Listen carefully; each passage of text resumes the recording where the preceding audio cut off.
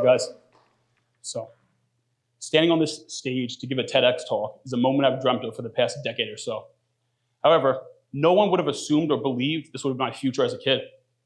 And the reason being was I grew up with a speech impediment, and I was made fun of for how I spoke. Yes, I, your speaker, was made fun of for speaking. I would say words like dwink instead of drink, twuck instead of truck, pita instead of Peter. Clearly, I was not born with an innate skill of being a better communicator than any single person in this room. But yet it never deterred me from striving to become the best I can be at it. As I got older, I quickly learned it's much more difficult to become a great communicator in today's modern day. With phones, computers, and technology advancing faster than ever, it's changed how we all communicate.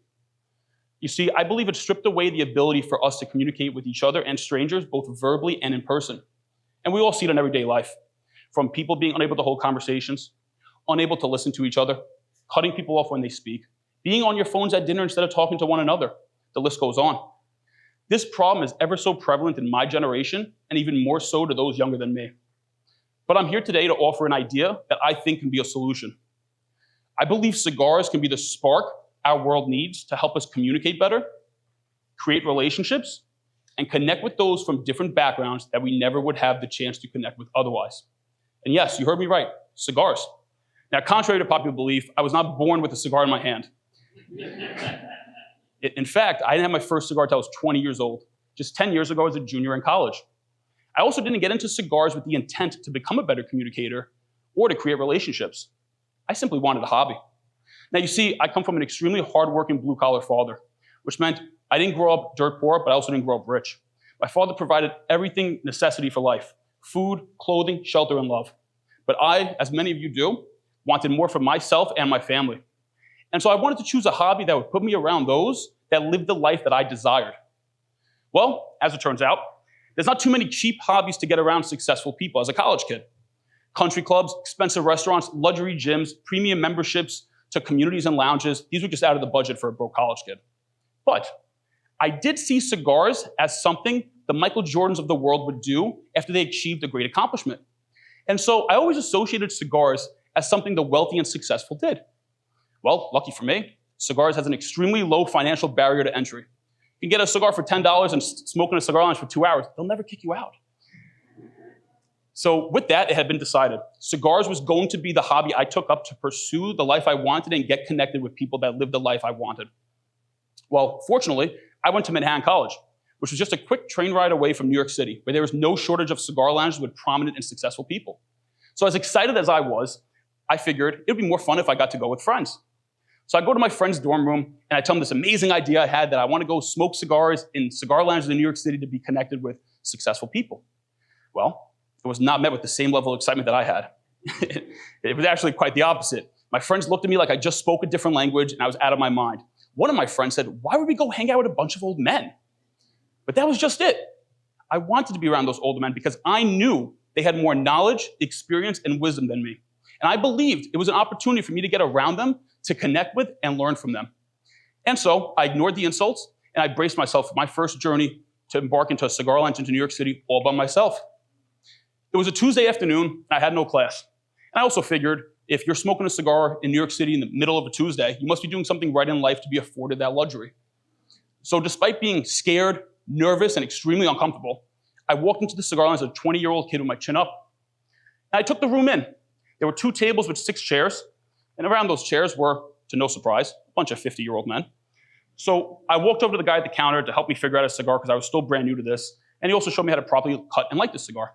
Then my next task was to figure out who am I going to sit next to. Well, I wanted to sit next to someone that just seemed friendly and open to have a conversation. So I chose my target. I sat down, and I simply said, "Excuse me, sir, I heard that was a good cigar. Do you have any recommendations for me to try? I'm brand new to smoking." Well, shockingly, he was so excited that someone asked of his opinion, and he gave me a bunch of recommendations. Now, while this was going on, the gentleman directly across from us reaches into his back pocket, hands out a cigar, and then hands it to me. Says, "Here, kid, try this. This is one of my favorite daytime cigars." Now, I had no idea there were cigars that are better for the daytime versus nighttime. Maybe you don't either, right? I quickly learned, though, a daytime cigar is a lighter cigar that's better when you have an empty stomach, and a nighttime cigar is more of a full-bodied, heavier cigar that you would enjoy after having a hearty meal. I then told the rest of the gentlemen there I was a 20-year-old engineering student at Manhattan College, to which one of the guys exclaimed, "Wow, You're my son's age. So great for you to be here immersing yourself in the world of cigars. If you stick with it, it's going to unlock amazing opportunities for you. Now, in the back of my head, I'm extremely validated. I know I'm not crazy, and now I might actually be onto something. So then I asked them what they all did. And one guy owned a few companies. One was a banker, one was in finance, one was in insurance, and one owned a construction company. And then from there, I realized there was opportunity out there for me. So after this all happened, I learned a lot of life lessons in that moment. One was how to talk, how to communicate better, how to speak to strangers, how to listen, and how to connect and build relationships with people I did not know. So as I finished my last 2 years of college, I got my degree in mechanical engineering. I was then willing and knowing that I had more to life for me than that. So I didn't apply to any jobs after school to get a job in engineering. But I had a few job offers nonetheless. From guys that I became friends with at cigar lounges that either they, their friends, or their family had companies that were looking for young, ambitious talent. The funny thing here was I was not top of my class, far from it in engineering. But the thing with engineering was it's an extremely difficult program. You can study for an exam for 3, 4, 5 weeks in a row, and the day of the exam comes and you don't know anything that's in front of you. So much so, you can get a 40 on an exam and you would still be passing that test, which is insane. So just to get by in engineering is a feat in and of itself. And that I did. I just got by. So I was shocked that I had these offers. But the real shocking part on top of all of this was I had offers for more money than the kids at the top of my class received. And in that moment, I learned one of my most valuable life lessons through cigars. It's not about what you know. It's not even about who you know. It's about who knows you. And I took this with me, and I respectfully declined the job offers, knowing they came to me because of my relationships with them. And I knew if I continued these relationships and grow them over time, the same opportunities, if not more, would be presented to me.